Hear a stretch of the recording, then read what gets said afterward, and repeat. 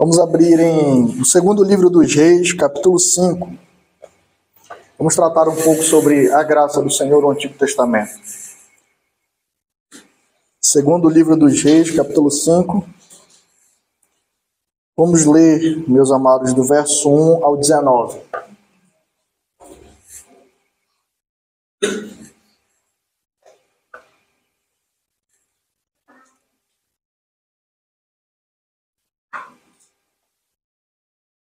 Amém? Todos os irmãos acharam? Vamos ler então, do 1 ao 19.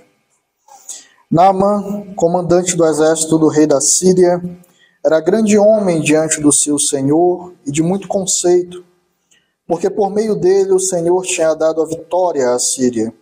Ele era herói de guerra, porém sofria de lepra. Tropas saíram da Síria e da terra de Israel, levaram cativa uma menina que ficou ao serviço da mulher de Naamã. Um dia a menina disse à sua senhora: quem dera o meu senhor estivesse na presença do profeta que está em Samaria, ele o curaria da sua lepra. Então Naamã foi contar isso ao seu senhor, dizendo: assim e assim falou a jovem que é da terra de Israel.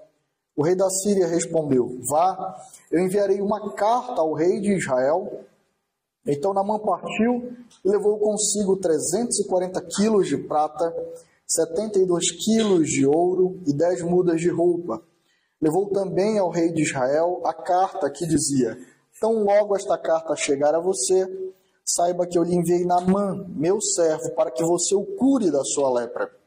Quando o rei de Israel acabou de ler a carta, rasgou as suas roupas em sinal de medo e disse: por acaso sou Deus com poder de tirar a vida ou dá-la, para que este envie a mim um homem para eu curá-lo de sua lepra? Como vocês podem notar e ver, ele está procurando um pretexto contra mim. Mas quando Eliseu, homem de Deus, ouviu que o rei de Israel havia rasgado as suas roupas, mandou dizer ao rei: por que o Senhor rasgou as suas roupas? Deixe-o vir a mim, e ele saberá que há profeta em Israel. Então Naamã foi com os seus cavalos e os seus carros e parou à porta da casa de Eliseu. Eliseu lhe mandou um mensageiro dizendo: vá e lave-se 7 vezes no Jordão, e a sua carne será restaurada, e você ficará limpo.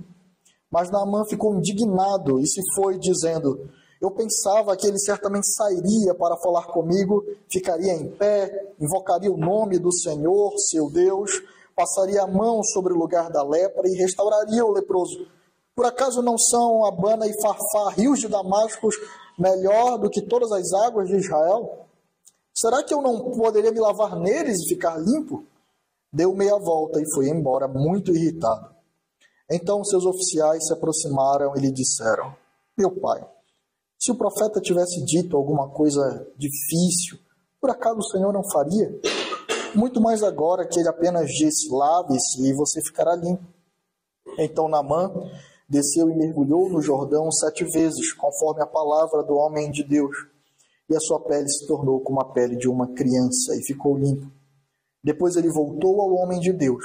Ele e toda a sua comitiva veio, pôs-se diante dele e disse: eis que agora reconheço que em toda a terra não há Deus, a não ser em Israel. E agora, por favor, aceite um presente deste seu servo. Porém ele respondeu: tão certo como vive o Senhor, em cuja presença estou, não aceitarei nada. Naamã insistiu com ele para que aceitasse, mas ele recusou. Então Naamã disse: se você não quer, então peço que seja permitido a este seu servo levar 2 mulas carregadas de terra, porque este seu servo nunca mais oferecerá holocausto nem sacrifício a outros deuses, a não ser ao Senhor. Mas que o Senhor Deus perdoe o seu servo uma coisa: quando meu senhor, o rei, entrar no templo de Rimom para lhe adorar, e ele se encostar no meu braço, e eu também tiver de me encurvar no templo de Rimom, quando assim me prostrar no templo de Rimom, que o Senhor Deus perdoe este seu servo por isso. Eliseu lhe disse: vá em paz. Vamos orar ao Senhor. Deus eterno e bendito, Deus santo, suplicamos o teu auxílio, Senhor Deus, mais uma vez esta manhã, Senhor. Que o Senhor ilumine as nossas mentes, que o Senhor torne o nosso coração, Senhor Deus, favorável, Senhor Deus, à tua palavra, nós imploramos a ti. Ó Senhor, instrui-nos, edifica-nos, Senhor, e opera por meio da tua palavra, Senhor. Tu não somente fala, mas tu ages também por meio da tua palavra, Senhor. E nesta manhã tu opera em nós, nos aperfeiçoando para a glória do teu nome. O que nós pedimos em Cristo e te agradecemos. Amém e amém. Meus irmãos, nós estamos diante de um texto do Antigo Testamento muito conhecido, acerca da restauração de Naamã. E nós vamos observar como esse texto está carregado de doutrinas que alguns atribuem somente ao Novo Testamento, mas na verdade a graça do Senhor perpassa por toda a Escritura. Nós vamos ver 6 lições breves acerca desse texto e pedir que o Senhor nos abençoe ao longo dele. Amém? A primeira lição que nós temos nesse texto, meus irmãos, é acerca da insignificância do homem. E ela está no versículo 1. Observem o que o versículo 1 diz acerca de Naamã. Naamã, comandante do exército do rei da Síria, era grande homem diante do seu senhor e de muito conceito, porque por meio dele o Senhor tinha dado vitória à Síria. Era herói de guerra, porém sofria de lepra. Quando nós lemos esse primeiro versículo, aparentemente não há nada de insignificante em Naamã. Na verdade, o texto diz coisas muito poderosas acerca dele. Primeiro diz que ele era comandante do exército do rei da Síria. Ele não era um dos comandantes, ele era o comandante. Muito provavelmente ele era o primeiro depois do rei em termos de governo e condução do exército. Segundo, diz que ele era grande homem diante do seu senhor. A tradução poderia ser um homem muito querido pelo rei da Síria. Isso aqui também é importante. Na cultura antiga, os comandantes geralmente estavam mais próximos da tropa. Eles conviviam com a tropa. Eles iam para a guerra com a tropa. Então era muito comum que os heróis da guerra daqueles povos, eles acabassem nutrindo certo ciúme por parte do rei. Na verdade, se os irmãos observarem a história de Roma, grande parte dos seus imperadores eram comandantes. Eles tomaram o poder exatamente por estarem próximos ao exército. Mas não era o caso de Naamã. Naamã era um homem reto e tão fiel ao seu rei, que diz que ele era um homem muito querido diante do seu senhor. Ele era grande homem diante do seu senhor. O rei da Síria, portanto, tinha Naamã como um servo fiel, alguém próximo, um amigo até mesmo. A terceira coisa que o texto diz sobre Naamã é que era de muito conceito. A tradução, meus irmãos, dá a ideia de que ele era muito habilidoso. Era um estrategista de grande prestígio. Ele não era comandante porque era amigo do rei. Pelo contrário, ele era um homem de conceito. E quando nós lemos, nós vemos que Deus usou ele. E esse é o outro ponto dito. Porque por meio dele o Senhor deu a vitória à Síria. Deus usou Naamã para dar vitória à Síria. É muito interessante como a Bíblia conta a história da Síria como potência naquela época. Deus quis que a Síria fosse uma potência. É isso que o texto diz. Mas ele usou como instrumento Naamã, um general conceituado. E ele era um herói de guerra. Portanto, não só um grande estrategista, como muitos comandantes eram, mas era um homem com sangue nas mãos, muito habilidoso. Um herói de guerra. Muito provavelmente ele ia à frente e era o grande responsável pela vitória da Síria junto aos seus homens. Mas depois de dizer tudo isso, irmãos, depois de dizer sobre o grande poder de Naamã, o seu grande status social, a sua proximidade com o seu rei, o texto diz, porém sofria de lepra. De lepra. Uma doença, irmãos, e todo o poder, toda a glória, toda a força, toda a habilidade de guerra de Naamã cai prostrada. O que nós vemos é a insuficiência, meus irmãos, do homem diante de coisas muito pequenas como doenças, por exemplo. E sabe o que é interessante? É que a lepra na Escritura, ela é um símbolo do pecado. Isso não é uma alegorização do texto. Havia muitas doenças naquela época, irmãos, e incuráveis também. Mas a lepra é selecionada pela Escritura para ser utilizada como uma doença que precisava passar por um ritual de purificação. Levítico separa 3 capítulos só para falar sobre o ritual de purificação da lepra. E quando nós falamos sobre ritual de purificação, nós estamos falando sobre culto. Aquele que era um impuro não poderia se aproximar do culto ao Senhor, nem do povo do Senhor. Ele era banido da presença do Senhor, até que ele fosse considerado puro novamente e assim pudesse se aproximar novamente. E, meus irmãos, A lepra ela é utilizada por causa da sua similitude com o pecado. A lepra ela é silenciosa, assim como o pecado também é silencioso e avança de maneira silenciosa. A lepra ela é contagiosa e ela é considerado o pecado também contagioso, ele se espalha com muita facilidade. A lepra traz vergonha. Os leprosos da época eles se cobriam para que eles não fossem vistos. E a lepra ela é uma doença mortal e incurável naquela época, assim como o pecado também. Um homem leproso ele era considerado condenado. E esse era o estado de Naamã. Ele era um condenado à morte. O que ele estava aguardando é que ele fosse se degradando pouco a pouco, enquanto a lepra corroía a sua carne, abatia a sua força, e não haveria esperança para aquele homem.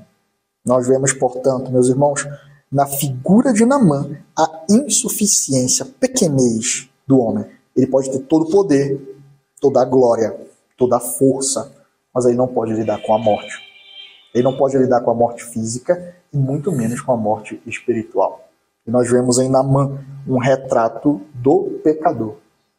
Não somente porque era um ímpio, mas porque também havia nesse homem um símbolo que o Senhor escolheu para demonstrar a perversidade do pecado e a condenação do homem debaixo dele. Uma segunda lição que nós tiramos desse texto, meus irmãos, são a segurança da genuína fé. A segurança da genuína fé.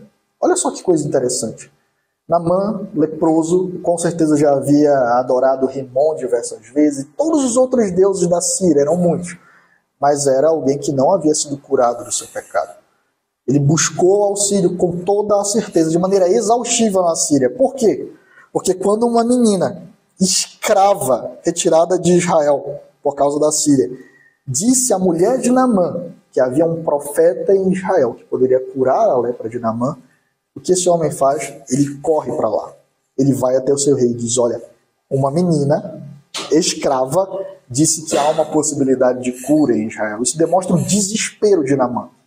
Mas isso demonstra também a soberania do Senhor, meus irmãos, em usar a boca dos seus servos. Essa menina havia sido retirada como escrava de Israel. Mas diante da situação do seu Senhor, entenda, uma situação impossível, porque a lepra era totalmente incurável. Ela diz, há cura em Israel, porque há profeta em Israel. Nós precisamos lembrar que o termo profeta, ele não está contaminado pelo nosso conceito moderno de profeta, como um homem que faz curandeirices. O termo profeta significa aquele por meio de quem o Senhor é acessado. O profeta trazia a palavra do Senhor, a direção do Senhor para o povo. Então, quando aquela menina diz, há um profeta em Israel, ela diz, Deus pode ser consultado em Israel. Deus pode ser buscado em Israel. Há palavra de Deus em Israel. E nós temos um contraste aqui. Nós temos uma menina escrava dizendo, Deus pode, Ele é todo poderoso. Nós vemos Naamã saindo da Síria e chegando até Israel.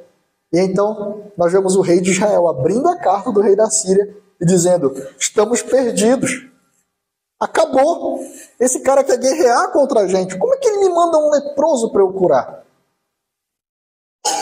A menina disse, Deus pode. Mas o rei que estava no governo de Israel, que tinha como ordem proteger as leis de Israel e promulgar a adoração do Senhor, ele fica desesperado diante do pedido do rei. Nós temos uma menina que confia em Deus em uma situação totalmente adversa, de escravidão. E ela diz, eu estou aqui, mas Deus continua sendo soberano, Deus continua sendo poderoso. E o rei de Israel, apóstata, filho de Acabe, dizendo, olha, estamos perdidos. Até Eliseu ouve que o rei rasgou a roupa, esse era um ato público. Ele diz, mas por que o senhor rasgou a roupa? Deixa ele vir a mim. Porque há Deus em Israel, há profeta em Israel. E nós vemos então duas pessoas com uma fé ardente em situações diversas e um rei soberano, fraco, desesperado e sem conhecer o poder e a graça do Senhor. Isso aqui é interessante, irmãos, porque nós vemos essa mesma fé em uma menina escrava e no profeta Eliseu. O que quer dizer, irmãos, que a fé genuína, ela tem a mesma natureza em todos os filhos do Senhor. Nós precisamos tirar da nossa cabeça o conceito de que o pastor é o homem mais santo e ele crê mais, ele tem mais intimidade com Deus, ele crê mais do que ele tem uma fé mais fervorosa, porque ele é um pastor. E eu, como sou membro de igreja, eu nunca vou ser como esses homens, então eu posso pecar à vontade e me relacionar com Deus de maneira frouxa. Não, nós temos uma menina que diz, eu sou escrava, mas o Senhor continua sendo todo poderoso. A fé genuína, ela tem essa natureza de segurança, de paz em todos os servos do Senhor. Em momentos de dificuldade, nós podemos dizer, Deus continua sendo soberano e poderoso e pode operar o impossível. Foi isso que essa menina disse para Naamã. Então nós temos a insignificância do homem, mas nós temos também a segurança da genuína fé sendo manifesta nesse texto. A terceira lição, meus irmãos, que nós recebemos aqui é sobre a simplicidade da fé. O que acontece, então, é que nós vemos Naamã ir até o rei de Israel com a carta do rei da Síria. Então ele diz, olha, é para eu ser curado. É para eu ser curado. E o rei de Israel diz, olha, é impossível. Eliseu, não, deixe-o vir a mim. E Naamã vai até Eliseu. E como é que esse encontro se dá? Ele não se dá. Ele não se dá. Eliseu não recebe ele. Eliseu manda um servo, e esse servo diz, vai, mergulha no Rio Jordão. E Naamã fica profundamente irritado. Primeiramente, ele era o comandante do exército da Síria, e muito provavelmente Israel a esse momento era um vassalo. Não significa que ele pagava tributos para o rei da Síria, para que ele não fosse invadido. Israel tem uma potência bem reduzida, que é por isso que o rei de Israel fica desesperado. E Eliseu não sai à porta. Ele envia alguém e diz para Naamã, vai e mergulha. E ele fala, poxa, ele não saiu nem para falar comigo. Eu pensei que ele fosse sair e invocar o nome de Jeová e colocar a mão sobre a lepra e então ficaria curado. E ele sai profundamente irritado. Então, os seus oficiais dizem, mas vem cá, se ele pedisse uma coisa difícil para você, você não faria? E ele fala, faria. Ele falou, então mergulhe. Isso aqui, meus irmãos, nos mostra a simplicidade da fé. A fé consiste em fazer aquilo que o Senhor ordena, em acreditar na palavra do Senhor que é dada pelo profeta. E isso, para muita gente, é extremamente incômodo. Naamã foi com 300 quilos de prata, foi com diversas mudas de roupa, toneladas de ouro, e o profeta diz, olha, vai e mergulha. Vai e mergulha, vai e crê na palavra de Deus que está sendo dita por meio da boca do profeta. Isso incomoda profundamente Naamã, porque com certeza ele estava acostumado com a adoração pagã. Se vocês lerem o capítulo 18 do primeiro livro dos reis, os pagãos, quando eles invocavam seus falsos deuses, eles se cortavam e eles gritavam, e era algo de êxtase e de apoteose. E Naamã fala, poxa, esse cara manda eu ir lavar no rio, tem outros rios em Damasco, muito melhores do que o Jordão. Mas a fé consiste em obedecer o que o Senhor ordena. Meus irmãos, a simplicidade da fé continua incomodando hoje. Existem pessoas, irmãos, que fazem coisas extremamente tolas, que entregam tudo, a sua própria vida, às vezes, para falsas seitas, mas eles se recusam a se submeter a Deus por meio da simplicidade da fé, que consiste em ouvir a palavra e crer no Cristo anunciado por ela. As pessoas continuam tendo esse ímpeto de tentar produzir algo apoteótico para poder consolidar a identidade da sua fé. Então, na verdade, a fé bíblica, a fé poderosa, a fé que salva, que cura, que tornou a pele de Naamã como a pele de uma criança, ela é uma fé simples em um Deus todo-poderoso. A simplicidade da fé irritou Naamã, mas ele se submeteu. Por causa do conselho dos seus oficiais, Naamã, ele se submete então à palavra de Deus por meio da boca do profeta. E aqui está a quarta lição que nós temos nesse texto, meus irmãos. Deus honrará unicamente a sua palavra. Unicamente. Haviam outros rios melhores em Damasco? Com certeza. Não há dúvida disso. Damasco é conhecido por ter excelentes rios, mas não foi o rio onde o Senhor mandou Naamã mergulhar. Essa é a grande questão. A graça de Deus, o seu poder, a sua misericórdia seria demonstrado em mergulhar no Jordão, aonde ele ordenou que fosse mergulhado. Deus honrará a sua palavra, meus irmãos. Às vezes nós estamos fracos na fé, duvidosos, não conseguimos avançar em santidade na nossa família, nos nossos negócios, no nosso trabalho, como crentes individuais. E a resposta está exatamente aqui, irmãos. É porque muitas vezes nós queremos procurar graça, edificação, santificação, aonde Deus não prometeu que nós acharíamos. O Senhor estabeleceu os seus meios de graça para abençoar o seu povo. O Senhor estabeleceu a leitura das Escrituras, meditação na palavra, a comunhão dos santos, a oração, o jejum, a entrega de ofertas, a voluntariedade, o louvor, o cântico. Deus estabeleceu um meio de graça. Ele disse, aí sim há poder, a graça, a santificação. Mas as pessoas querem estar longe disso. E querem então estabelecer os seus próprios meios de graça e por isso não crescem, não são santificadas, não são edificadas. Porque o Senhor honrará unicamente a sua palavra.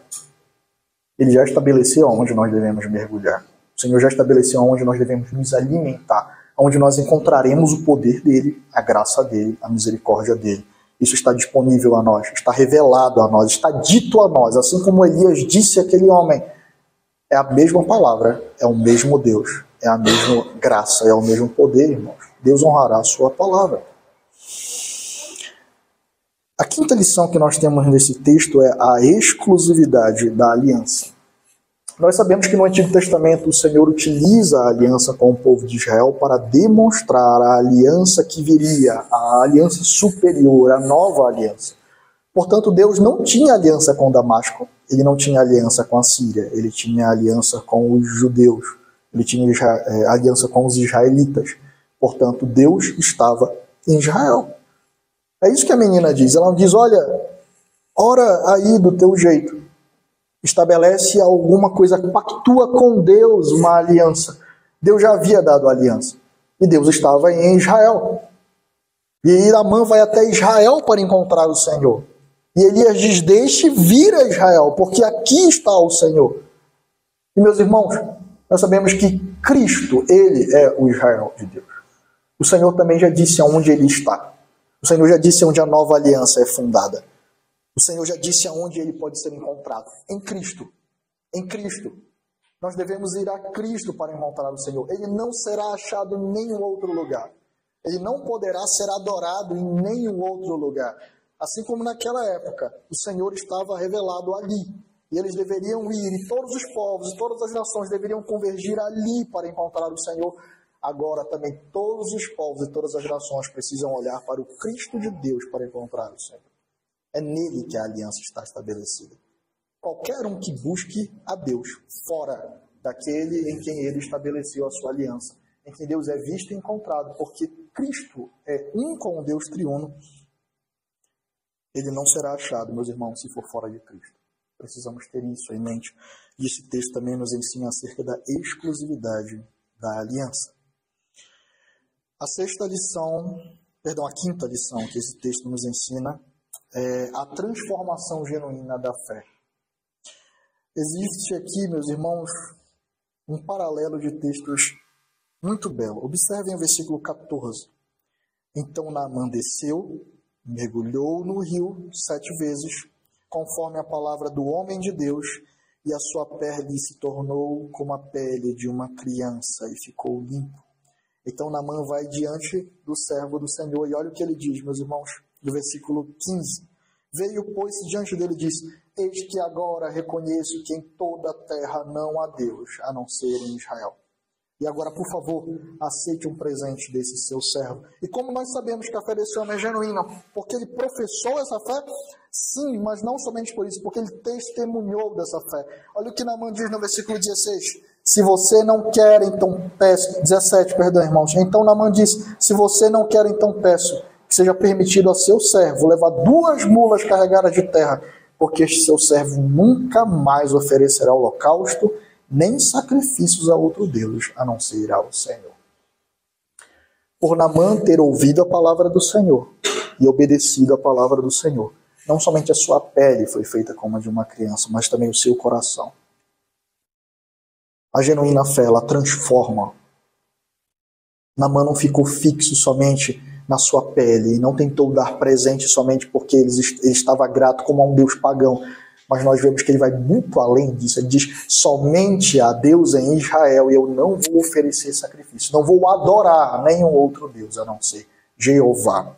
Esse é o termo utilizado aqui para o Senhor, o Deus do pacto. Jeová, somente Jeová. Ele abandona os seus ídolos, ele abandona o seu pecado e ele se prostra diante do único Deus. Naamã foi transformado não somente de maneira externa, mas a palavra do Senhor, ela opera muito além da externalidade.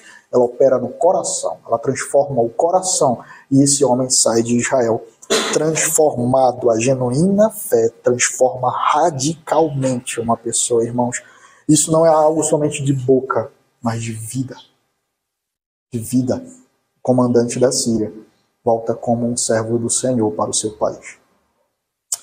A sexta lição é sobre a graça abundante do Senhor. Observem que Naamã oferece tudo o que ele levou ali para Israel. Se você não lembra, leia o versículo 5. Ele diz que ele levou 340 quilos de prata, 72 quilos de ouro e 10 mudas de roupa. Então, após ser curado, ele apresenta aquilo diante do profeta. Mas o profeta diz, não irei aceitar. Tão certo como vive o Senhor, em cuja presença eu estou, eu não aceitarei. E olha como finaliza esse contato no versículo 19. Vá em paz, meu irmão. Vá em paz. Você observou algo interessante, irmãos? Naamã foi com uma comitiva, cheio de presente, cheio de prata, cheio de ouro. E como é que ele volta para casa? Com toda a sua prata, com todo o seu ouro e com todas as suas roupas. Porque a graça de Deus não pode ser comprada, irmãos. E Eliseu deixa essa lição para Naamã. É graça. Deus é gracioso. Ele não é como o Deus pagão, que precisa, na sua mente, no seu conceito, ser comprado. Ele não pode ser comprado. Ele não pode ser nem acessado. E aqui vem a resposta porque Eliseu não recebe Naamã. Porque a lei considerava um homem leproso impuro. E o profeta representava a presença do Senhor. E Naamã não é recebido por Eliseu. O rei descumpre a palavra do Senhor ao receber Naamã. Mas Eliseu não recebe Naamã até que ele esteja puro, irmãos. Demonstrando que a insignificância dele diante do Senhor estava estabelecida. A lei exigia que ele fosse impuro. Portanto, Eliseu diz, você pode ter o poder que você tem, o status que você tem, mas você é impuro, eu obedecerei ao Senhor. Eu represento a presença dele. Você não pode acessar a presença do Senhor até que você fique puro. Mas, meus irmãos, eu trabalhei esse texto em diversas partes na minha igreja. Eliseu, no Antigo Testamento, ele é um tipo do Senhor Jesus Cristo. No início do ministério dele, ele atravessa o Jordão, assim como Cristo atravessa após João Batista. E quando nós olhamos o contato de Cristo e a presença de Naamã no restante da revelação, nós recebemos aqui, meus irmãos, um final grandioso. Vamos para Lucas, no capítulo 4.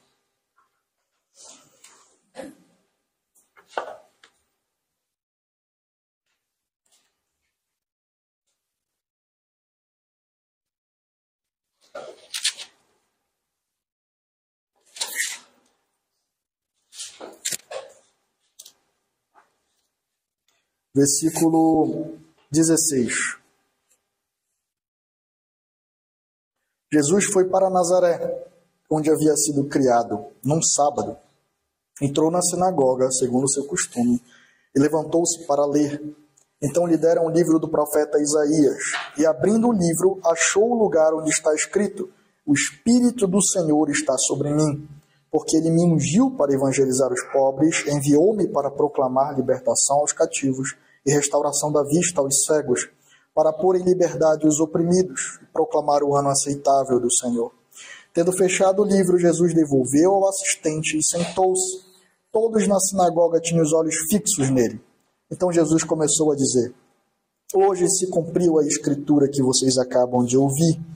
Todos davam testemunho dele e se maravilhavam das palavras cheias de graça que lhe saíam dos lábios e perguntavam: não é este o filho de José? Então Jesus disse: sem dúvida vocês citarão para mim o provérbio: médico, cure a si mesmo. Dirão: tudo o que ouvimos que você fez em Cafarnaum, faça-o também aqui na sua terra. Jesus prosseguiu: de fato, afirmo a vocês que nenhum profeta é bem recebido na sua própria terra. Na verdade, eu lhes digo que havia muitas viúvas em Israel no tempo de Elias, quando o céu se fechou por 3 anos e 6 meses, reinando grande fome em toda a terra. E Elias não foi enviado a nenhuma delas, a não ser a viúva em Sarepta de Sidom. Havia também muitos leprosos em Israel nos dias do profeta Eliseu. Nenhum deles foi purificado, a não ser Naamã, o sírio. O que Jesus está falando não é por causa do milagre que vocês não creem. É por causa da palavra. É a mesma palavra. A palavra que foi pregada por Eliseu naqueles dias foi a palavra que foi recebida por Naamã. Porque haviam muitos outros leprosos em Israel. E nenhum deles foi curado.